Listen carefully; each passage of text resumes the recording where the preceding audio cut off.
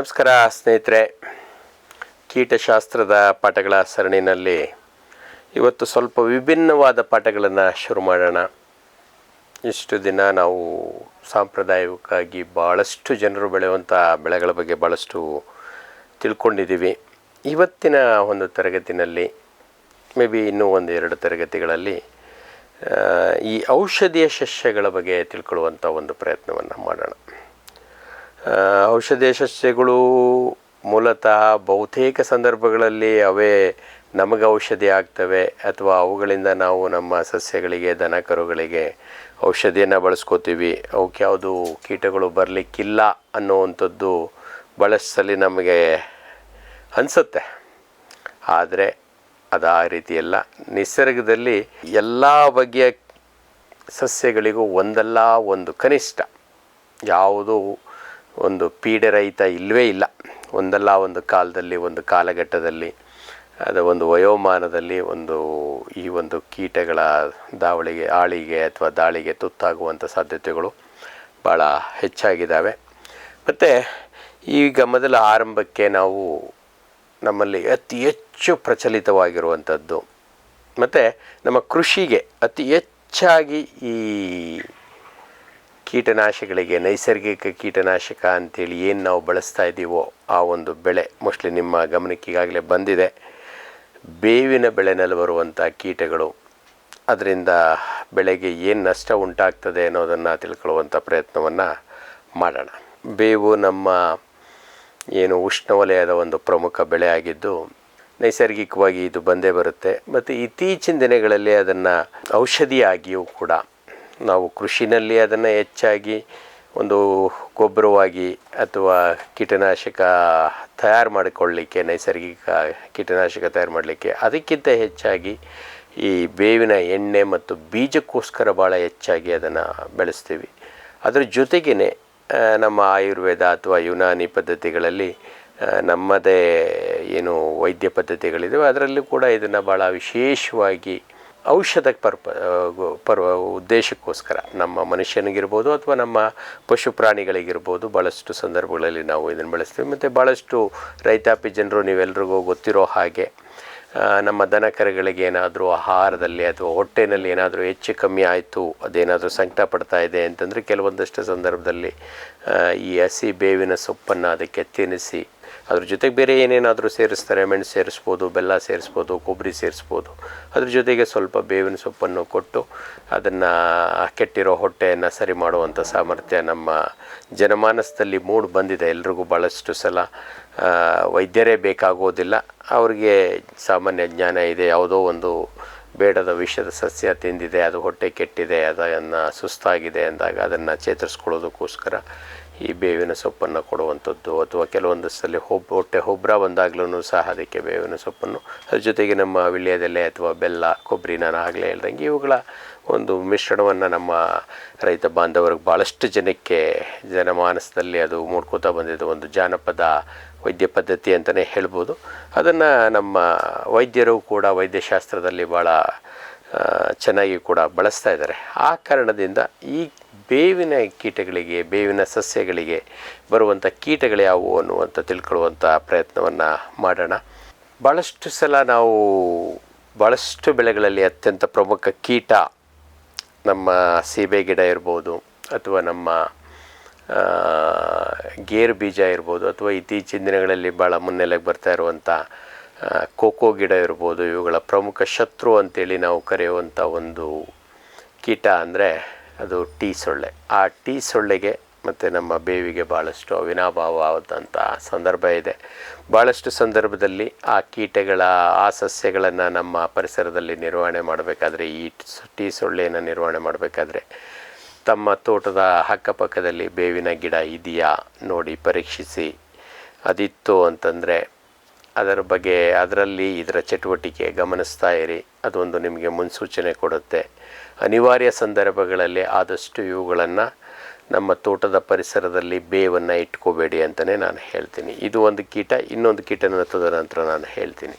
ಹಾಗಾಗಿ ಆ ಬೆಳೆಗಳ ನಿರ್ವಹಣೆಗೆ ಈ ಒಂದು ಮರ ನಮ್ಮ ತೋಟದಲ್ಲಿತ್ತು ಅಥವಾ ಗಿಡಗಳು ನಮ್ಮ ತೋಟದ ಅಕ್ಕಪಕ್ಕದಲ್ಲಿ ಇದ್ವು ಅಂತಂದರೆ ನಿರ್ವಹಣೆ ಸ್ವಲ್ಪ ದುಸ್ತರ. ಕಾರಣ ಏಕೆಂದರೆ ನನ್ನ ಮೈಸೂರಿನ ಏನು ಫೀಲ್ಡ್ ಅಸಿಸ್ಟೆಂಟ್ ಒಬ್ಬರು ಏನು ಹೇಳ್ತಾರೆ, ಗೇರಿಗೆ ಅವರು ಸಿಂಪರಣೆ ಮಾಡ್ತಾರೆ, ಗೇರಿಗೆ ಸಿಂಪರಣೆ ಮಾಡಿ ಎಲ್ಲೋ ನಿರ್ವಹಣೆ ಎಷ್ಟು ಚೆನ್ನಾಗಿ ಆಗಿಲ್ವಲ್ಲೋ ಅಂತ ಕೇಳಿದರೆ, ಸಾರ್ ನಾನು ಇಲ್ಲಿ ಸ್ಪ್ರೇ ಮಾಡಿದೆ ಅಂತಂದರೆ ಅವೆಲ್ಲ ಹೋಗಿ ಇಲ್ಲಿ ಬೇವಿನ ಮರದಲ್ಲಿ ಕೂತ್ಕೊಂಡ್ಬಿಡ್ತವೆ, 3 ದಿನ 4 ದಿನ ಆದಮೇಲೆ ವಾಪಸ್ ಬಂದು ಮತ್ತೆ ಡ್ಯಾಮೇಜ್ ಮಾಡ್ತವೆ ಸಾರ್ ಅಂತೇಳಿ ಹೇಳ್ತಾರೆ. ಇದು ಸತ್ಯ. ಯಾಕೆ ಅಂತಂದರೆ ಇದು ಒಂದು ಆಶ್ರಯಾಗೂ ಕೂಡ ಇದನ್ನು ಬಳಸ್ಕೊತದೆ. ಇದರ ನಿರ್ವಹಣೆಗೆ, ಸೊಳ್ಳೆ ನಿರ್ವಹಣೆಗೆ ಇದರ ವಿವರ ನಾನು ನಿಮ್ಗೆ ಜಾಸ್ತಿ ಹೇಳೋಕ್ಕೆ ಹೋಗೋದಿಲ್ಲ. ಈಗಾಗಲೇ ನೀವು ಭಾಳಷ್ಟು ಸಲ ನಮ್ಮ ಯಾವುದು ಗೇರು ಅಥವಾ ಸೀಬೆ ಅಥವಾ ಕೋಕೋದಲ್ಲಿ ಭಾಳ ವಿವರವಾಗಿ ತಿಳ್ಕೊಂಡಿದ್ದೀರ. ಆದ್ರೂ ಈ ಒಂದು ಕೀಟದ ನಿರ್ವಹಣೆಗೆ ಬೇವಿನಲ್ಲಿ ಇದ್ದಂಥ ಅವಕಾಶಗಳು ಇಂದಿನ ದಿನಗಳಲ್ಲಿ ಇದ್ದಂಥದ್ದು ಮತ್ತು ಈಗ ಬದಲಾದ ಪರಿಸ್ಥಿತಿನಲ್ಲಿ ಹೇಗೆ ಒತ್ತಡ ಹೆಚ್ಚಾಗ್ತಾ ಇದೆ, ಮತ್ತು ಗೇರು ಸೊಳ್ಳೆಗೆ ವಿಶೇಷವಾಗಿ ಯಾಕೆ ಆಕರ್ಷಣೆಯನ್ನು ಉಂಟು ಮಾಡ್ತಾ ಇದೆ, ಮತ್ತು ಈ ಸೊಳ್ಳೆಯಿಂದ ನಂತರದ ದಿನಗಳಲ್ಲಿ ಏನೇನು ತೊಂದರೆ ಅನುಭವಿಸ್ತಾ ಇದೆ ಅನ್ನೋದನ್ನು ತಿಳ್ಕೊಳ್ಳುವಂಥ ಪ್ರಯತ್ನ ಮಾಡೋಣ. ಮೊದಲನೇದಾಗಿ ಈ ಸೊಳ್ಳೆ ಏನಿದೆ, ಬೇವಿನಲ್ಲಿ ಮೊದಲು ಇಂದಿನ ಕಾಲದಲ್ಲಿ ನಮ್ಮ ಕೃಷಿ ಪದ್ಧತಿನಲ್ಲಿ ಹೇಗಿತ್ತು ಅಂದರೆ, ಪ್ರತಿ ವರ್ಷ ಈ ಬೇವನ್ನು ಏನು ಚಾಟನೆ ಮಾಡ್ತಾಯಿದ್ರು. ಚಾಟನೆ ಅಂತಂದರೆ ಸುಮ್ಮನೆ ನಾವು ಮಾವು ಅಥವಾ ಗೇರಿನಲ್ಲಿ ಮಾಡಿದ ರೀತಿ ಅಥವಾ ಸೀಬೆನಲ್ಲಿ ಮಾಡಿದ ರೀತಿ ಹಂಗಾಮು ಮುಗೀತು, ಹಣ್ಣಿನ ಹಂಗಾಮು ಮುಗೀತು ಅಂತೇಳಿ ಚಾಟನೆ ಮಾಡ್ತಾ ಇರಲಿಲ್ಲ. ಅಲ್ಲಿ ವಿಶೇಷವಾಗಿ ಇನ್ನೊಂದು ಲಾಭಕ್ಕೋಸ್ಕರ ಮಾಡ್ತಾಯಿದ್ರು. ಒಂದು, ದನ ಕರುಗಳಿಗೆ ಇದನ್ನು ಮೇವಾಗಿ ಬಳಸ್ತಾಯಿದ್ರು, ಅಥವಾ ಕುರಿಗಳಿಗೆ, ವಿಶೇಷವಾಗಿ ಕುರಿ ಅಥವಾ ಮೇಕೆಗಳಿಗೆ ಮೇವಾಗಿ ಬಳಸ್ತಾಯಿದ್ರು. ಹಾಗಾಗಿ ಅಲ್ಲಿ ಅಷ್ಟು ದಟ್ಟಣೆ ಉಂಟಾಗ್ತಾ ಇರಲಿಲ್ಲ. ಗಾಳಿ ಬೆಳಕು ಪರಿಸರದಲ್ಲಿ ಚೆನ್ನಾಗಾಗ್ತಾಯಿತ್ತು, ಗಿಡವೂ ಬೆಳೀತಾ ಇತ್ತು. ಏಕೆಂದರೆ ಅವ್ರು 100% ಸಂಪೂರ್ಣವಾಗಿ ಏನು ಇದನ್ನು ಖಾಲಿ ಮಾಡ್ತಾ ಇರಲಿಲ್ಲ.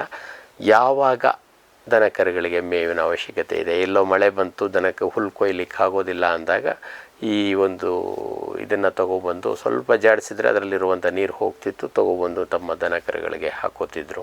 ಅಥವಾ ತುಂಬ ಬರ ಬಂದಿತ್ತು, ಅಲ್ಲಿ ಯಾವುದು ಬೇರೆ ಹಸಿರು ಗಿಡಗಳಿಲ್ಲ ಅಂತ ಸಂದರ್ಭದಲ್ಲಿ ಆವಾಗ ನಮಗೆ ಒಣ ಉಷ್ಣವಲಯದ ಬೆಳೆ ಆಗಿರೋದ್ರಿಂದ ಇದು ಭಾಳ ಸುಭಿಕ್ಷವಾದ ಒಂದು ಆಹಾರವಾಗಿತ್ತು ನಮ್ಮ ಪಶು ಪ್ರಾಣಿಗಳಿಗೆ. ಆದರೆ ಇವತ್ತಿನ ದಿನಗಳಲ್ಲಿ ನಾವು ಅದನ್ನು ಹೆಚ್ಚಾಗಿ ಬಳಸ್ತಾ ಇಲ್ಲ. ಮೇ ಬಿ ನಮ್ಮಲ್ಲಿ ಇವತ್ತು ದನ ಕರುಗಳು ಇಲ್ಲ, ಅಥವಾ ಅದ್ರ ಬಗ್ಗೆ ನಮ್ಗೆ ಆಸಕ್ತಿ ಇಲ್ಲ. ಹೇಗೋ ಅದು ಕಾಡಿನಲ್ಲಿ ಒಂದು ಗಿಡವಾಗಿ ಉಳ್ಕೊಂಡ್ಬಿಟ್ಟಿದೆ. ಅಲ್ಲಿ ಪೊದೆಗಳ ರೀತಿ ಅದು ಬೆಳೀತಾ ಇದೆ. ಆ ಪೊದೆಗಳ ರೀತಿ ಅದು ಬೆಳ್ಕೊಂಡಾಗ ಅದು ಈ ಕೀಟ ಅಲ್ಲಿ ಆರಾಮಾಗಿ ಕೂತ್ಕೊಳ್ಳೋದಕ್ಕೆ ಅಥವಾ ಏನು ರೆಸ್ಟ್ ತೊಗೊಳ್ಳೋದಕ್ಕೆ ಅನುಕೂಲ ಮಾಡಿಕೊಂಡು ಯಾವುದೋ ಒಂದು ಕೆಲವು 2-3 ತಿಂಗಳ ಕಾಲ, ಮೇ ಬಿ ಈ ಚಳಿಗಾಲದಲ್ಲಿ ಅಕ್ಟೋಬರ್, ನವಂಬರ್ ಅಥವಾ ಡಿಸೆಂಬರ್ ಈ ತಿಂಗಳಿನಲ್ಲಿ ಎಲೆ ಉದುರಿಸೋಕೆ ಶುರು ಮಾಡಿ ಸಮ್ವೇರ್ ಫೆಬ್ರವರಿನಲ್ಲಿ ಇದು ಕಂಪ್ಲೀಟಾಗಿ ಖಾಲಿಯಾಗ್ಬಿಡ್ತದೆ. ಫೆಬ್ರವರಿ ನಂತರ ಇದು ಹೊಸ ಚಿಗುರನ್ನು, ಶಿವರಾತ್ರಿ ಶುರು ಆಗ್ತಾ ಇದ್ದಂಗೆ ಹೊಸ ಚಿಗುರು ಇದರಲ್ಲಿ ಶುರುವಾಗುತ್ತೆ. ಯುಗಾದಿಗೆ ನಮಗೆ ಚಿಗುರು ಜೊತೆಗೆ ಹೂವು ಕೂಡ ಬರುತ್ತೆ. ಕೆಲವೊಂದು ಸಲ ಮೊದಲೇ ಆರಂಭದಲ್ಲಿ ಶುರು ಮಾಡಿದಂಥವ್ರು ಕಾಯಿ ಕೂಡ ಕಚ್ಚಿರ್ತದೆ, ತುಂಬ ಎಳೆ ಕಾಯಿ. ಅಥವಾ ಯುಗಾದಿ, ಇಂದಿನ ಶಿವರಾತ್ರಿ ಈ ನಡುವಿನ ಹಂಗಾಮಿನಲ್ಲಿ ನಮಗೆ ಹೊಸ ಚಿಗುರುಗಳು ಬರ್ತವೆ. ಇದರ ನಡುವೆ ಇದ್ದಂಥ ಎಲೆಗಳನ್ನೆಲ್ಲ ಇದು ಉದುರಿಸ್ಕೊಳ್ಳೋದು. ಈ ಹಂತ ಬಿಟ್ಟು ಬೇರೆ ಎಲ್ಲ ಹಂತದಲ್ಲಿ ಇದು ಸಾಧಾರಣವಾಗಿ ಒಂದು 3-4 ತಿಂಗಳು, ಮೇ ಬಿ ನವಂಬರಿಂದ ಜನವರಿ ಅಥವಾ ಡಿಸೆಂಬರಿಂದ ಫೆಬ್ರವರಿ ಈ 3 ತಿಂಗಳು, ಅಥವಾ ಮ್ಯಾಕ್ಸಿಮಮ್ ತುಂಬ ಕೆಲವು ಸಂದರ್ಭಗಳಲ್ಲಿ 4 ತಿಂಗಳವರೆಗೆ ಇದರಲ್ಲಿ ಎಲೆಗಳು ಇರೋದಿಲ್ಲ. ಅದನ್ನು ಬಿಟ್ಟು ಬಹುತೇಕ ಸಂದರ್ಭದಲ್ಲಿ ಎಲೆಗಳಿರ್ತವೆ. ಮತ್ತು ಯಾವಾಗ ಹೊಸ ಚಿಗುರು ಬರುತ್ತೋ ಅದು ನಮ್ಮ ಸೊಳ್ಳೆಗೆ ಭಾಳ ವಿಶೇಷವಾದಂಥ ಒಂದು ಹಂಗಾಮು. ಆ ಕಾರಣದಲ್ಲಿ ಆ ಒಂದು ಇದನ್ನು ಬರುತ್ತೆ. ಮತ್ತು ಇವತ್ತಿನ ದಿನಗಳಲ್ಲಿ ಇದರಿಂದ ತೊಂದರೆ ಏನಾಗ್ತಾ ಇದೆ ಅಂದರೆ, ಈ ಎಳೆ ಚಿಗುರುಗಳನ್ನು ಇದು ನಾಶ ಮಾಡಿದಾಗ ಅದು ಮೊಟ್ಟೆ ಇಡಲಿಕ್ಕೂ ಆಗುತ್ತೆ. ಅದರ ಜೊತೆಗೆ ಎಳೆ ಚಿಗುರುಗಳನ್ನು ರಸ ಹೀರಿ ಅದು ಎಳೆದಾಗ ಅದು ಒಣಗೋಗ್ತದೆ. ನಾನೀಗಾಗಲೇ ಭಾಳಷ್ಟು ಸಲ ಹೇಳಿದ್ದೀನಿ, ಎಳೆ ಚಿಗುರಿನಲ್ಲಿ ಮಾತ್ರ ಇದು ಮೊಟ್ಟೆ ಇಡುವಂಥದ್ದು. ಬಲಿತ ಎಲೆಗಳ ಮೇಲೆ ಇದು ತಿನ್ನೋದಕ್ಕೂ ಹೋಗೋದಿಲ್ಲ, ಅಥವಾ ರಸ ಇರೋದಕ್ಕೂ ಹೋಗೋದಿಲ್ಲ, ಅಥವಾ ಮೊಟ್ಟೆ ಇಡೋದಕ್ಕೂ ಅದನ್ನು ಬಳಸೋದಿಲ್ಲ. ಎಳೆ ಚಿಗುರು ಬಂದಾಗ ಮಾತ್ರ ಬರುವಂಥದ್ದು. ಏಕೆಂದರೆ ಆ ಕಾಲಮಾನ, ಕಾಲಘಟ್ಟ, ಆ ಒಂದು ಪ್ರಾಯ ಮಾತ್ರವೇ ನಮ್ಮ ಸೊಳ್ಳೆಗಿಷ್ಟ. ಇದು ಬಹುತೇಕ ನಮ್ಮ ಹಲವಾರು ಕೀಟಗಳಲ್ಲಿ ಒಂದು ಹೊಂದಾಣಿಕೆ ಇದೆ. ಆ ಸಸ್ಯದ ಒಂದು ನಿರ್ದಿಷ್ಟ ಘಟ್ಟದಲ್ಲಿ ಮಾತ್ರ ಇದು ದಾಳಿ ಮಾಡೋದು. ಅದರ ಬೆಳವಣಿಗೆ ಇರ್ಬೋದು, ಅಭಿವೃದ್ಧಿ ಆಗಿರ್ಬೋದು, ಅಥವಾ ಆಹಾರ ತಿನ್ನೋದಕ್ಕಿರ್ಬೋದು, ಮೂರಕ್ಕೂ ಅದು ಸಹಕಾರಿಯಾಗಿರುತ್ತೆ. ಎಳೆ ಚಿಗುರು ಬಂದಾಗ ಅದರಲ್ಲಿ ಮೊಟ್ಟೆ ಇಡಲಿಕ್ಕೂ ಇದಕ್ಕೆ ಅನುಕೂಲ, ಅದ್ರ ಜೊತೆಗೆ ಅದರ ರಸ ಇರೋದಕ್ಕೆ. ಒಂದೇ ರೀತಿ ಅದು ಬಲಿತು ಅಂದರೆ ಅದರಲ್ಲಿ ಅದು ಮೊಟ್ಟೆ ಇಡೋದಕ್ಕೂ ಅದನ್ನು ಪ್ರಿಫರ್ ಮಾಡೋದಿಲ್ಲ, ಅಥವಾ ರಸ ಇರೋದಕ್ಕೂ ಪ್ರಿಫರ್ ಮಾಡೋದಿಲ್ಲ. ಈಗ ಯಾವಾಗ ಇದು ಮೊಟ್ಟೆ ಇಡ್ತು ಅಥವಾ ಅದರಲ್ಲಿ ರಸ ಇರ್ತು ಅಂತಂದರೆ ಆ ಭಾಗ ನಮಗೆ ಸಣ್ಣ ಕಪ್ಪದಾಗಿ ಚುಕ್ಕೆಗಳು ಕಾಣಿಸ್ತವೆ. ಅವುಗಳ ಸಂಖ್ಯೆ ಹೇರಳವಾಗಿತ್ತು, ಜಾಸ್ತಿ ಪ್ರಮಾಣದಲ್ಲಿ ಅಲ್ಲಿ ಚುಚ್ಚಿತ್ತು ಅಥವಾ ಮೊಟ್ಟೆ ಇಟ್ಟಿತ್ತು ಅಂದರೆ ಅವುಗಳು ಸಂಪೂರ್ಣವಾಗಿ ಒಣಗೋಗ್ತವೆ. ಅದರಿಂದ ಮರಿಗಳು ಈಚೆ ಬಂದು ಅವು ಕೂಡ ಎಳೆ ಚಿಗುರುಗಳನ್ನು ಚುಚ್ಚಿ ರಸ ಇರೋದರಿಂದ ಅವು ಆರಂಭದಲ್ಲಿ ಕಪ್ಪು ಚುಕ್ಕೆಗಳಾಗಿ ಕಾಣಿಸ್ಕೊಂಡು ನಂತರ ಸಂಪೂರ್ಣವಾಗಿ ಆ ಮೇಲ್ಗಡೆ ಭಾಗ ಒಣಗೋಗ್ತದೆ. ಇದು ನಾವು ಭಾಳಷ್ಟು ಸಲ ಗಮನಿಸಿರುವಂಥದ್ದು ಅಂಶ. ಇತ್ತೀಚಿನ ದಿನಗಳಲ್ಲಿ ಆಗ್ತಾ ಇರುವಂಥದ್ದೇನಪ್ಪ ಅಂದರೆ ನಮಗೆ ಈ ಅಡ್ಡ ಮಳೆಗಳು ಹೆಚ್ಚಾಗ್ತಾ ಇದ್ದಾವೆ. ಮುಂಗಾರು ಹಂಗಾಮಿನಲ್ಲಿ ಬರಬೇಕಾದಂಥ ಮಳೆಗಳು ಅಥವಾ ಹಿಂಗಾರು ಹಂಗಾಮಿನ ಮಳೆಗಳಿಗಿಂತ ಹೆಚ್ಚಾಗಿ ಈ ಚಂಡಮಾರುತದಿಂದ ಬಂದಂಥ ಮಳೆಗಳೇ ಹೆಚ್ಚಾಗ್ತಾ ಇದ್ದಾವೆ. ಈ ಸಂದರ್ಭದಲ್ಲಿ ಏನಾದರೂ ನಮಗೆ ಹೊಸ ಚಿಗುರು ಬಂದಂಥ ಸಂದರ್ಭದಲ್ಲಿ ಬೇಸಿಗೆ ಹಂಗಾಮಿನ ಮಳೆಗಳು ಆ್ಯಕ್ಚುಲಿ ನಮಗೆ ತಿಂಗಳಿಗೆ 1 ಅಥವಾ 2 ಮಳೆಗಳು ಸಾಧಾರಣವಾಗಿ ಆಗ್ತಾಯಿದ್ವು ಆ ಕಾಲದಲ್ಲಿ. ಬಟ್ ಇತ್ತೀಚಿನ ದಿನಗಳಲ್ಲಿ ಇವುಗಳ ಸಂಖ್ಯೆ ಇತ್ತೀಚೆಗೆ ಸ್ವಲ್ಪ ಜಾಸ್ತಿ ಆಗಿದೆ. ಫೆಬ್ರವರಿ, ಮಾರ್ಚ್ ಅಥವಾ ಏಪ್ರಿಲ್ ಈ ತಿಂಗಳುಗಳಲ್ಲಿ ಈಗಾಗಲೇ ನಮ್ಮ ಟೀ ಸೊಳ್ಳೆ ಅಲ್ಲಿ ದಾಳಿ ಮಾಡಿದೆ. ಅದರ ನಂತರ ನಮಗೆ ಈ ಒಂದು ಮಳೆ ಏನಾದರೂ 2-3 ಸಾರಿ ಬಂತು ಅಂತಂಥ ಸಂದರ್ಭದಲ್ಲಿ ಏನಾಗುತ್ತೆ, ಈ ಒಂದು ಹಾನಿ ಮಾಡಿದಂಥ ಜಾಗದಲ್ಲಿ ನಮ್ಮ ಬೇವಿನ ಗಿಡದ ಮೇಲೆ ಪರಿಸರದಲ್ಲೇ ಇರುವಂಥ ಒಂದು ಶಿಲೀಂಧ್ರ, ಇದು ಆ್ಯಕ್ಚುಲಿ ನೇರವಾಗಿ ಆರೋಗ್ಯವಂತವಾದಂಥ ಗಿಡಕ್ಕೆ ಯಾವತ್ತೂ ದಾಳಿ ಮಾಡುವಂಥದ್ದಲ್ಲ. ಆದರೆ ಯಾವಾಗ ಈ ಒಂದು ಗಿಡ ಒಣಗಿರುತ್ತೆ ಅಥವಾ ಸ್ವಲ್ಪ ಬಾಡಿರ್ತದೆ, ಅದರಲ್ಲೆಲ್ಲಾದರೂ ಒಂದೊಂದು ಸಣ್ಣ ರಂಧ್ರಗಳು ನಮ್ಮ ಟೀ ಸೊಳ್ಳೆ ಮೊಟ್ಟೆ ಇಟ್ಟಿದ್ದದ್ದಿರ್ಬೋದು ಅಥವಾ ಚುಚ್ಚಿ ರಸ ಇರಿದಂಥ ಗಾಯಗಳು ಏನಿದ್ವು ಅಂಥ ಗಾಯಗಳು ಅದ್ರ ಜೊತೆಗೆ ಮಳೆ ಬಿದ್ದಂಥದ್ದು. ಮತ್ತು ಸತತವಾಗಿ ಒಂದು ದಿನ ಮಳೆ ಬಿದ್ದರೆ 1 ಗಂಟೆ 2 ಗಂಟೆ ಮಳೆ ಬಿದ್ದರೆ ಅದೇನು ನಮಗೆ ಅಷ್ಟು ದೊಡ್ಡ ತೊಂದರೆ ಮಾಡೋದಿಲ್ಲ. ಆದರೆ ದಿನವಿಡೀ ಜಿಡಿ ಮಳೆ ಬರುವಂಥದ್ದು, ಈ ಚಂಡಮಾರುತಗಳು ಬಂದಾಗ ನಮಗೆ ಮಳೆ ಬರದೇ ಇದ್ರೂ ಕೂಡ ಸ್ವಲ್ಪ ಹನಿಯಂತೆ ಜೋರು ಮಳೆ ಬಿದ್ದು ನಮ್ಮ ಮಳೆ ತಜ್ಞರ ಲೆಕ್ಕಕ್ಕೆ ಅದು ಮಳೆ ಅನ್ನೋ ಲೆಕ್ಕಕ್ಕೆ ಬರದೇ ಇದ್ರೂ ನಮ್ಮ ಪರಿಸರದಲ್ಲಿ ಒಂದು ರೀತಿ ಆರ್ದ್ರತೆಯನ್ನು ಹೆಚ್ಚು ಮಾಡೋದು, ಗಿಡದ ಮೇಲೆ ಸ್ವಲ್ಪ ಹಸಿಯನ್ನು ಉಂಟು ಮಾಡೋದ್ರಿಂದ ಈ ಒಂದು ಶಿಲೀಂಧ್ರ ಅಲ್ಲಿ ಜಾಗೃತಗೊಂಡು ಅಂಥ ಸಂದರ್ಭದಲ್ಲಿ ಎಲ್ಲಿ ನಮ್ಮ ಈ ಒಂದು ಗಾಯಗಳಾಗಿರ್ತವೆ ಅಂಥ ಗಾಯಗಳನ್ನು ಅಟ್ಯಾಕ್ ಮಾಡಿ ಅಲ್ಲಿಂದ ಆ ಗಿಡವನ್ನು ಒಣಗಿಸ್ಕೊತಾ ಬರುತ್ತೆ. ಇದು ಕಳೆದ ಒಂದು ಆಲ್ಮೋಸ್ಟ್ ಒಂದು 25 ವರ್ಷಗಳಿಂದ ಈಚೆಗೆ ಭಾಳ ಜೋರಾಗಿ ಇದಾಗಿದೆ. ಸುಮಾರು 90ರ ದಶಕದಲ್ಲೇ ಈ ಒಂದು ಶಿಲೀಂಧ್ರ ನಮ್ಮ ಬೇವಿನ ಮರದಲ್ಲಿ ಹಾನಿ ಮಾಡ್ತಾ ಇರೋದನ್ನು ನಮ್ಮ ತಜ್ಞರು ಗುರುತಿಸಿದ್ದಾರೆ. ಆದರೆ ಇದರ ಹಾವಳಿ ಇತ್ತೀಚಿನ ಕಳೆದ ಒಂದು 8-10 ವರ್ಷಗಳಿಂದ ಭಾಳ ವ್ಯಾಪಕವಾಗಿದೆ. ಮತ್ತು ನಾನು ಸಹ ಮೈಸೂರಿಗೆ ಹೋದ ನಂತರ ಕಳೆದ 4 ವರ್ಷದಿಂದನೂ ಭಾಳ ತೀವ್ರವಾಗಿ ಇದನ್ನು ಗಮನಿಸ್ತಾ ಬಂದಿದ್ದೀನಿ. ಭಾಳ ಹತ್ತಿರದಿಂದ ಆಲ್ಮೋಸ್ಟ್ ಪ್ರತಿ 2-3 ತಿಂಗಳಿಗೊಮ್ಮೆ ನಮ್ಮ ಮೈಸೂರಿನ ರಿಂಗ್ ರೋಡ್ ಒಂದು ರೌಂಡ್ ಹಾಕ್ಕೊಂಬರ್ತಾಯಿದ್ದೀನಿ. ಹೇಗೆ ಇದರ ತೀವ್ರತೆ ಜಾಸ್ತಿ ಆಗ್ತಾ ಇದೆ ಅಂಥೇಳಿ. ಇಲ್ಲಿ ಆರಂಭದಲ್ಲಿ ಟೀ ಸೊಳ್ಳೆಗಳು ಭಾಳ ವ್ಯಾಪಕವಾಗಿದ್ದು, ಆದರೆ ಈಗ ಟೀ ಸೊಳ್ಳೆಯನ್ನು ಮೀರಿಸಿ ನಮ್ಮ ಈ ರೋಗವೇ ಕೂಡ ಡೈಬ್ಯಾಕ್ ಅಂತ ಏನು ಕರಿತೀವಿ, ಈ ಡೈಬ್ಯಾಕ್ ರೋಗ ಭಾಳ ತೀವ್ರವಾಗಿ ತಗೋತಾ ಇದೆ. ಮತ್ತು ಸುಮಾರು ನನ್ನ ಒಂದು ಲೆಕ್ಕಾಚಾರದಲ್ಲಿರುವಂಥ ಒಂದು ಪಟ್ಟಿ, ನಾನೇನು ಇಡೀ ವ್ಯಾಪ್ತಿಯನ್ನು ನೋಡಿದ್ರೂ ಕೂಡ ಭಾಳ ನಿರ್ದಿಷ್ಟವಾಗಿ ಅಧ್ಯಯನ ಮಾಡ್ತಾ ಇರೋದು ಭಾಳ ಕಡಿಮೆ. ಸುಮಾರು ಒಂದು 3 ಕಿಲೋಮೀಟರ್ ಸ್ಟ್ರೆಚ್ನಲ್ಲಿರುವಂಥ ಸುಮಾರು ಒಂದು 300-350 ಮರಗಳನ್ನು ಮಾತ್ರ ನಾನು ಗುರುತಾಕೊಂಡಿದ್ದೀನಿ. ಅದರಲ್ಲಿ ಸುಮಾರು ಹೆಚ್ಚು ಕಮ್ಮಿ ಒಂದು 6 ಅಥವಾ 7 ಮರಗಳು ಇವತ್ತಿಗೆ ಸಂಪೂರ್ಣವಾಗಿ ನಿರ್ನಾಮವಾಗಿದ್ದಾವೆ. ಯಾಕೆಂದರೆ ಒಂದೇ ದಿನಕ್ಕೆ ಹೋಗಿಲ್ಲ ಅವು, ಕ್ರಮೇಣ ಈ ವರ್ಷ ಅದರಲ್ಲಿ ದಾಳಿ ತೀವ್ರ ಆಗುತ್ತೆ, ಮುಂದಿನ ವರ್ಷಕ್ಕೆ ಸ್ವಲ್ಪ ಚಿಗುರುತ್ತೆ, ಅದನ್ನು ಮುಂದಿನ ವರ್ಷ ಅದು ಚಿಗುರೋದೇ ಇಲ್ಲ. ಅದರ ಮುಂದಿನ ವರ್ಷ ಅದು ಒಣಗಿತ್ತು ಅಂತಂದರೆ ಯಾರೋ ರಸ್ತೆಯಲ್ಲಿ ಕಂಡವರು ಅದನ್ನು ಕಟ್ಟಿಗೆಯವರು ಬೇಕಾದವ್ರು ತೊಗೊಂಡು ಹೋಗ್ಬೋದು, ಅಥವಾ ಕೆಲವೊಂದು ಸಲ ನಮ್ಮ ದನ ಕರುಗಳು ಅದನ್ನು ದಾಳಿ ಮಾಡಿ ಮುರಿದಾಕ್ಬೋದು. ಈ ಥರದ್ದನ್ನೆಲ್ಲ ನಾನು ಗಮನಿಸಿದ್ದೀನಿ. ಹಾಗಾಗಿ ಈ ಥರದ್ದು ನಮಗೆ ಗೊತ್ತಿಲ್ಲದ ಹಾಗೆ ಕಳ್ಕೊಳ್ಳುವಂಥ ಪರಿಸ್ಥಿತಿ ಹೆಚ್ಚಾಗಿದೆ.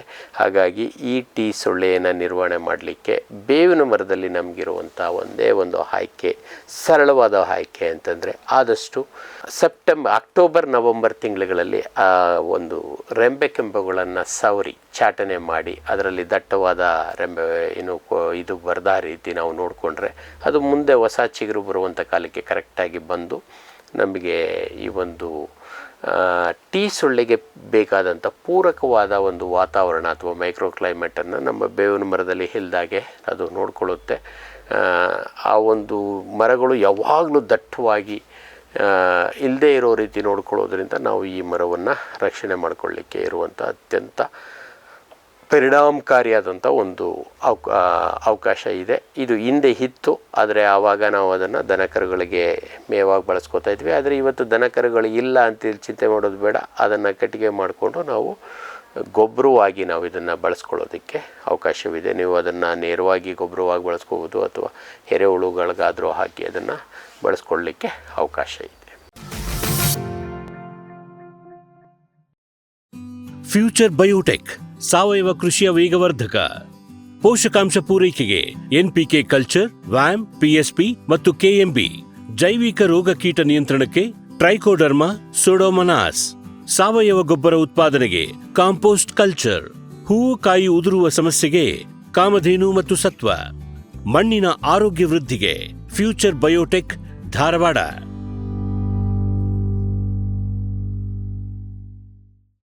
ಸಮೃದ್ಧ ಸಾವಯವ ಗೊಬ್ಬರ, ಎಂಎಸ್ಜಿಪಿ ಮತ್ತು ಕೆಸಿಡಿಸಿ ಉತ್ಪಾದನೆ, ಫಾರ್ಮ್ ಟಿವಿಯಿಂದ ಸರಬರಾಜು. ಅತಿ ಕಡಿಮೆ ಬೆಲೆಗೆ ಅತ್ಯುತ್ತಮ ಗೊಬ್ಬರ. ಇಲ್ಲ ಭಾರಲೋಹ, ಕೃಷಿ ವಿಶ್ವವಿದ್ಯಾಲಯದಿಂದ ಪರೀಕ್ಷಿತ. ಸಾವಯವ ಇಂಗಾಲ, ಎನ್ಪಿಕೆ, ಪಿಎಚ್, ಇಸಿ ಎಲ್ಲ ನಿಗದಿತ ಮಿತಿಯಲ್ಲಿ. ಅಡಿಕೆ, ತೆಂಗು, ಬಾಳೆ, ಕಾಫಿ, ದಾಳಿಂಬೆ, ದ್ರಾಕ್ಷಿ, ಕಬ್ಬು, ಭತ್ತ, ಜೋಳ, ಹತ್ತಿ ಹೀಗೆ ಎಲ್ಲಾ ಬೆಳೆಗಳಿಗೂ ಪ್ರಶಸ್ತ. ಜೀವಂತ ಮಣ್ಣು, ಸಮೃದ್ಧ ಬೆಳೆ. ಅತ್ಯಧಿಕ ಲಾಭಕ್ಕೆ ಬಳಸಿ ಸಿಟಿ ಕಾಂಪೋಸ್ಟ್. ವಿಶ್ವದಾದ್ಯಂತ ಪೇಟೆಂಟ್ ಪಡೆದ ನ್ಯಾನೋ ತಂತ್ರಜ್ಞಾನದಲ್ಲಿ ತಯಾರಾದ ನೂವಾಲ್ಗಿ ದ್ರಾವಣ. ನೂವಾಲ್ಗಿ ಉಪಯೋಗಿಸಿದ ಮೇಲೆ ತುಂಬಾ ಇಳುವರಿನೂ ಬಂದಿದೆ. ಕಾಳು ಮೆಣಸಿಗಂತೂ ಬಹಳ ಚೆನ್ನಾಗಿ ಬರುತ್ತೆ. ರೇಷ್ಮೆ ಎಲೆನೂ ಚೆನ್ನಾಗಿ ಬರ್ತದೆ. ಗಿಡಗಳು ತುಂಬಾ ಚೆನ್ನಾಗಿ ಬೆಳವಣಿಗೆ ಆಯಿತು. ಯಾವುದೇ ರಾಸಾಯನಿಕ ಅಥವಾ ವಿಶೇಷ ಗೊಬ್ಬರಗಳ ಗೊಡವೆ ಇಲ್ಲದೆ ಎಲ್ಲಾ ಬೆಳೆಗಳಲ್ಲಿ ಉತ್ತಮ ಗುಣಮಟ್ಟದ ಅಧಿಕ ಫಸಲನ್ನು ಪಡೆಯಿರಿ. ಯಾವಾಗಲೂ ನನ್ನ ಇರೋವರೆಗೂ ನೀವು ಅಲ್ಲಿಗೆ ಅಂತ ಬಿಟ್ಟು ಬಾಳಲ್ಲ ಅಂತ ಒಂದು ಭರವಸೆ ಕೊಡ್ತೀನಿ. ರೈತ ಬಾಂಧವರ ಸೇವೆಗೆ ಫಾರಂ ಟಿವಿಯ ಮತ್ತೊಂದು ಹೆಜ್ಜೆ. ಅತ್ಯುತ್ತಮ ಲ್ಯಾಬ್ ಮತ್ತು ನರ್ಸರಿಯ ಟಿಶ್ಯೂ ಕಲ್ಚರ್ ಮತ್ತು ಬೀಜ ಗಿಡಗಳು. ಗುಗಳೆ ಬಯೋಟೆಕ್ನ ಜಿನಿನ್ ಮತ್ತು ಏಲಕ್ಕಿ ಬಾಳೆ ಟಿಸಿ ಗಿಡಗಳು. ರೋಗರಹಿತ ದಾಳಿಂಬೆ ಮತ್ತು ಶೀಘ್ರ ಬೆಳೆಯುವ ತೇಗದ ಟಿಶ್ಯೂ ಕಲ್ಚರ್ ಗಿಡಗಳು. Taiwan red lady, hybrid F1 ಮತ್ತು ನಂಬರ್ 15 ಪಪಾಯ ಬೀಜ ಗಿಡಗಳು. ಹಿಂದೆ ಕರೆ ಮಾಡಿ ಗಿಡ ಕಾಯ್ದಿರಿಸಿ. ಗ್ರೀನ್ ಪ್ಲಾಸ್ಟ್ ಐಎಸ್ಐ ಪ್ರಮಾಣೀಕೃತ ಪರಿಶುದ್ಧ HDPE ಜಿಯೋ ಮೆಂಬ್ರೇನ್ ಪಾಂಡ್ ಲೈನರ್ಗಳು. ಕೃಷಿ ಹೊಂಡ, ಕೆರೆ, ಕಾಲುವೆ, ಮೀನುಕೊಳ, ಸ್ಪಿರುಲಿನಾ ಹೊಂಡಗಳಿಗೆ ಬೇಕಾದ ಆಕಾರ ಮತ್ತು ವಿಸ್ತೀರ್ಣಗಳಲ್ಲಿ ಸರ್ಕಾರದ ಸಬ್ಸಿಡಿ ಯೋಜನೆಯಡಿ ಲಭ್ಯ. 100% ಪುನರ್ಬಳಕೆ, ಯುವಿ ಮತ್ತು ಒಡಕು ನಿರೋಧಕ, ಪಕ್ಕಾ ಜೋಡಣೆ, 5 ವರ್ಷಗಳ ಲಿಖಿತ ವಾರಂಟಿ. ಗ್ರೀನ್ ಪ್ಲಾಸ್ಟ್. ಫಾರ್ಮ್ ಟಿವಿ ವೀಕ್ಷಕ ರೈತರ ಬೆಳೆ ರಕ್ಷಣೆ ಈಗ ಹಿಂದೆಂದಿಗಿಂತ ಸುಲಭ, ಸರಳ, ಸುರಕ್ಷಿತ. ಶ್ರಮಜೀವಿಯಿಂದ ಸೂಕ್ಷ್ಮ ಪೋಷಕಾಂಶ, ಸೂಕ್ಷ್ಮಾಣುಜೀವಿ ಮತ್ತು ಬೇರುವರ್ಧಕಗಳು. ಕಾಳುಮೆಣಸು ಸೊರಗು ರೋಗ ತಡೆಗೆ ಟ್ರೈಕೋಡರ್ಮಾ, ಸೂಡೋಮೊನಾಸ್. ಸಮೃದ್ಧ ಬೆಳವಣಿಗೆ, ರೋಗ ನಿರೋಧಕ ಶಕ್ತಿಗೆ IISR ಪೆಪ್ಪರ್ ಸ್ಪೆಷಲ್. ಕೋಕೋ ಗಿಡಗಳ ಆರೋಗ್ಯಕ್ಕೆ ಜಿಂಕ್ ಸಲ್ಫೇಟ್ ಮತ್ತು ಫೆರಸ್ ಸಲ್ಫೇಟ್. ಅಡಿಕೆ ಹಿಡಿಮುಂಡಿಗೆ ನಿರ್ವಹಣೆಗೆ ರೂಟ್ ಪವರ್, ಜಿಂಕ್ ಮತ್ತು ಬೋರಾನ್. ಖಚಿತ ಗುಣಮಟ್ಟ, ಪ್ರಾಮಾಣಿಕ ಬೆಲೆ, ನಿರಂತರ ಸಲಹಾ ಸೇವೆ. ನಮ್ಮಿಂದಲೇ ಖರೀದಿಸಿ, ನಮ್ಮ ಬದ್ಧತೆಯ ಸೇವೆಗೆ ಬೆಂಬಲ ನೀಡಿ.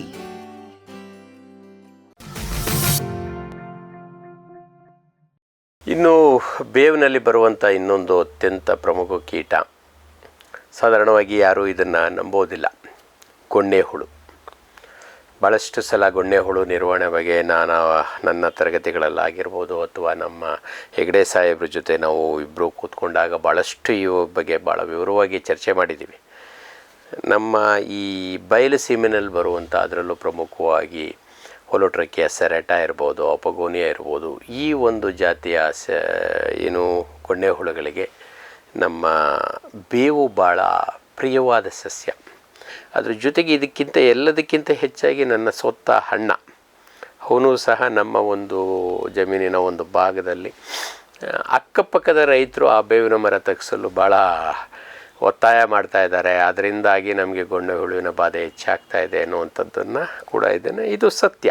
ಏಕೆ ಅಂತಂದರೆ ಇದು ನನ್ನ ಅಣ್ಣ ಅಥವಾ ನನ್ನ ಕೆಲವೇ ರೈತರುಗಳಲ್ಲ, ಭಾಳಷ್ಟು ಜನ ರೈತರುಗಳಿಗೆ ಇದು ಗೊತ್ತಿದೆ.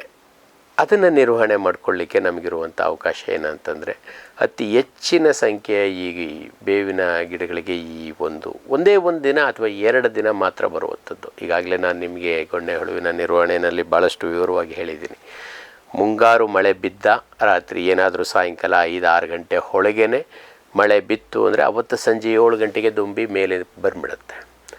ಇಲ್ಲ ಮಾರನೇ ದಿನ ಇದು ಬರುತ್ತೆ. ಇದು ಆರಂಭದಲ್ಲಿ ನಮಗೆಲ್ಲ ಇತ್ತೀಚಿನ ದಿನಗಳವರೆಗೂ ನಮಗೆ ಗೊತ್ತಿದ್ದಂಥದ್ದು ಏನಪ್ಪ ಅಂತಂದರೆ ಮಳೆ ಮಾತ್ರ ಬಂದರೆ, ನೈಸರ್ಗಿಕವಾಗಿ ಮಳೆ ಬಂದರೆ ಮಾತ್ರ ಇದು ಬರುತ್ತೆ ಅಂತ ಅಂದ್ಕೊಂಡಿದ್ವಿ. ಆದರೆ ಇತ್ತೀಚಿನ ಕಳೆದ 4-5 ವರ್ಷಗಳ ಭಾಳ ಇಂಟೆನ್ಸಿವ್ ಅಬ್ಸರ್ವೇಷನ್ಗಳಿಂದ ನಮಗೇನು ಗೊತ್ತಾಗ್ತಾ ಇದೆ ಅಂತಂದರೆ ಆ ಕಾಲಮಾನದಲ್ಲಿ ಫೆಬ್ರವರಿಯಿಂದ ಹಿಡ್ಕೊಂಡು ಫೆಬ್ರವರಿನಲ್ಲೇ ಶುರುವಾಗ್ತವೆ. ಫೆಬ್ರವರಿನಲ್ಲಿ ಮಳೆ ಬಂದ್ರೂ ಸಹ ಹಿಂದೆಲ್ಲ ಏನಂತ ಗೊತ್ತಿದ್ವಿ, ಇದನ್ನು ಮೇ ದುಂಬಿ ಅಥವಾ ಜೂನ್ ದುಂಬಿ ಅಂತಲೇ ಸಾಧಾರಣವಾಗಿ ನಮ್ಮ ಹಿರಿಯ ತಜ್ಞರುಗಳೆಲ್ಲ ಗುರುತಿಸಿರೋದು. ಭಾಳಷ್ಟು ದಾಖಲೆಗಳನ್ನು ನೀವು ತೆಗೆದು ನೋಡಿದ್ರೆ ಅದಕ್ಕೆ ಮೇ ದುಂಬಿ, ಮೇ ಬೀಟಲ್, ಜೂನ್ ಬೀಟಲ್ಸ್ ಅಂತಲೇ ಕರೀತಾರೆ. ಆದರೆ ಇತ್ತೀಚಿನ ನಮ್ಮ ಅಧ್ಯಯನಗಳಿಂದ ನಮಗೆ ತಿಳಿದು ಬರ್ತಾ ಇರೋದೇನು ಅಂದರೆ ಇವು ತಿಂಗಳುಗಳ ಲೆಕ್ಕ ಇಲ್ಲ, ಜನವರಿ ಫೆಬ್ರವರಿನಲ್ಲೇ ಇವು ಭೂಮಿಗಿಂದ ಮೇಲೆ ಬರೋದಕ್ಕೆ ತಯಾರಾಗಿದ್ದಾವೆ. ಮತ್ತು ನಾವು ಅಂದ್ಕೊಂಡಿದ್ದಾಗೆ ಇದಕ್ಕೆ ಮಳೆನೇ ಬರಬೇಕು ಅಂತೇನಿಲ್ಲ, ನೈಸರ್ಗಿಕ ಮಳೆಯ ಅವಶ್ಯಕತೆ ಇಲ್ಲ.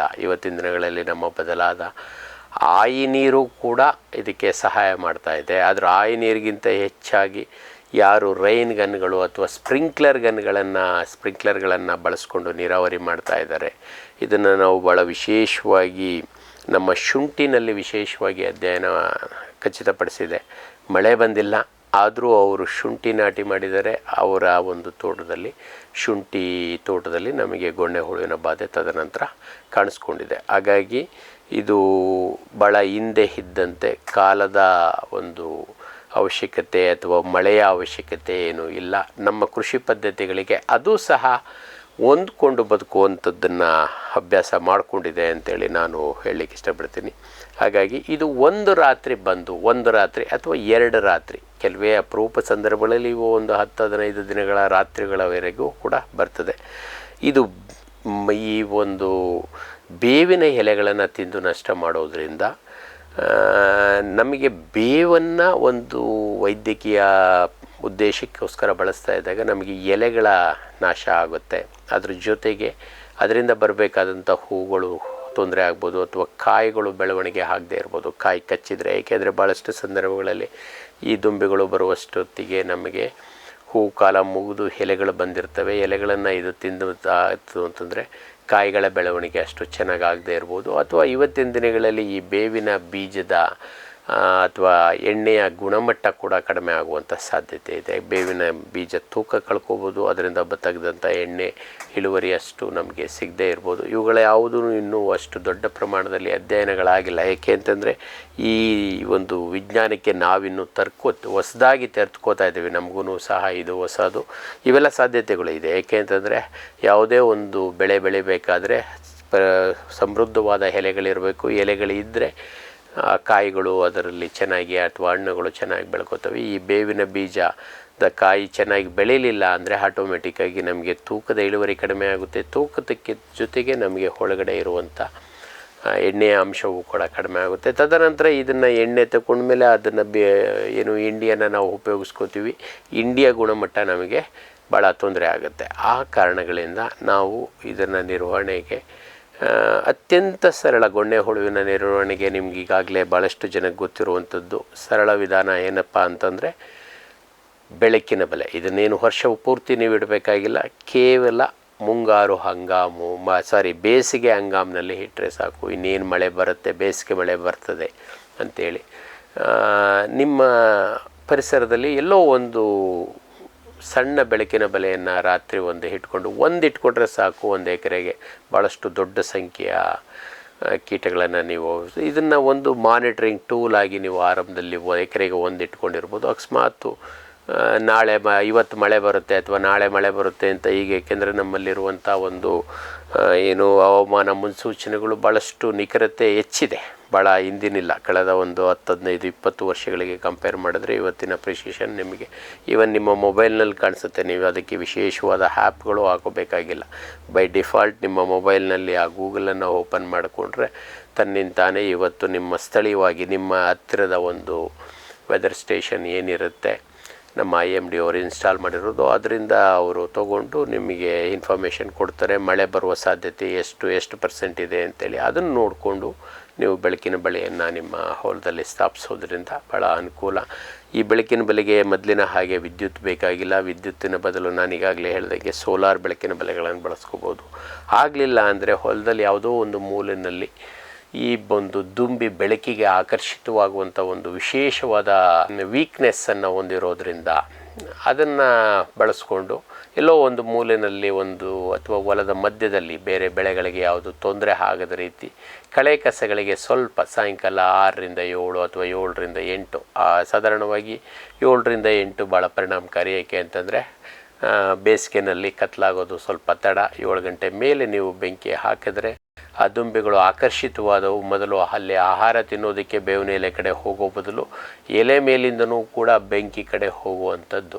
ಯಾಕೆಂದರೆ ಭಾಳಷ್ಟು ಸಲ ನಾವು ಆಕರ್ಷಿತವಾಗುವಂಥದ್ದು, ವಿಕರ್ಷಿತವಾಗುವಂಥದ್ದು, ನಮ್ಮ ಗುರಿಯಿಂದ ಬೇರೆ ಕಡೆ ಹೋಗುವಂಥದ್ದು, ಈ ರೀತಿ ಏನೋ ಒಂದು ಆಕರ್ಷಣೆಗಳಿಗೆ ಒಂದಾಗ್ತೀವಲ್ಲ, ಅಂಥದ್ದೇ ಒಂದು ಗುಣ ಈ ಹುಳಗಳಲ್ಲೂ ಇದೆ. ಅದನ್ನು ಉಪಯೋಗಿಸ್ಕೊಂಡು ಭಾಳ ಪರಿಣಾಮಕಾರಿಯಾಗಿ ನಿರ್ವಹಣೆ ಮಾಡ್ಬೋದು. ಅದನ್ನು ಮೀರ್ತು ಅಂತಂದರೆ ನಮ್ಮ ಮೆಟ್ರೈಸಿಯಮ್ ಅಥವಾ EPNಗಳನ್ನು ನಿಮ್ಮ ಹೊಲದ ಮಣ್ಣಿನಲ್ಲಿರುವಂಥ ನೀರಿನ ಹದ ನೋಡಿಕೊಂಡು, ಆರಂಭದಲ್ಲಿಯೂ ಕೂಡ ಕಸದ ರಾಶಿ ಅಲ್ಲಲ್ಲಿ ಒಂದೊಂದು ಬುಟ್ಟಿ ಕಸದ ರಾಶಿ, ಬೇವಿನ ಗಿಡಗಳ ಹತ್ತಿರ ಒಂದೊಂದು ಬುಟ್ಟಿ ಅಥವಾ ಕನಿಷ್ಠ 1 ಅಥವಾ ಗರಿಷ್ಠ 4 ಅಥವಾ 6 ಬುಟ್ಟಿ ಕಸವನ್ನು ಇಲ್ಲೊಂದು ಕಡೆ ಇಟ್ಟು ಆ ಒಂದು ದುಂಬಿಗಳು ನೇರವಾಗಿ ಈ ಒಂದು ಕಸದ ರಾಶಿನಲ್ಲಿ ಬಂದು ಮೊಟ್ಟೆ ಇಡೋ ರೀತಿ ನೋಡ್ಕೊಳ್ಳೋದು. ಕಸ ಕಡ್ಡಿ ಅಥವಾ ಈವನ್ ಕೆಲವೊಂದು ಸ್ಥಳದಲ್ಲಿ ಹುಲ್ಲು ಮತ್ತು ಸೆಗಣಿ ಮಿಶ್ರಿತವಾದ ನಮ್ಮ ಕೊಟ್ಟಿಗೆ ಗೊಬ್ಬರವನ್ನು ಕೂಡ ನಾವು ಬಳಸ್ಕೋಬೋದು. ಈ ಕಸದಲ್ಲಿ ಅವು ಮೊಟ್ಟೆ ಇಟ್ಟಾಗ ಅದ್ರ ಜೊತೆ ನಾವು ಈ ಮೆಟ್ರೈಸಿಯಮನ್ನು ಶಿಲೀಂಧ್ರವನ್ನು ಸ್ವಲ್ಪ ಒಂದು 10 kg ಇದಕ್ಕೆ ಒಂದು 10ರಿಂದ ಕನಿಷ್ಠ 50 ಗ್ರಾಮ್ ಗರಿಷ್ಠ 10 kg ಗೊಬ್ಬರಕ್ಕೆ ಮಿಶ್ರಣ ಮಾಡಿ ಇಟ್ಟಿದ್ರೆ ಈ ಒಂದು ಮರಿಹುಳುಗಳು ಅಲ್ಲಿ ಬಂದು ಬೆಳವಣಿಗೆ ಆಗ್ತಾನೆ ಅವು ಸತ್ತೋಗ್ತವೆ. ಮುಂದಿನ ಸಂಖ್ಯಾಭಿವೃದ್ಧಿ ಕಡಿಮೆ ಆಗುತ್ತೆ. ಇದನ್ನು ಆ ಸಂದರ್ಭದಲ್ಲಿ ಮಾಡಲಿಕ್ಕಾಗಲಿಲ್ಲ ಯಾವುದೋ ಒಂದು ಕಾರಣಕ್ಕೆ ಅಂತಂದರೆ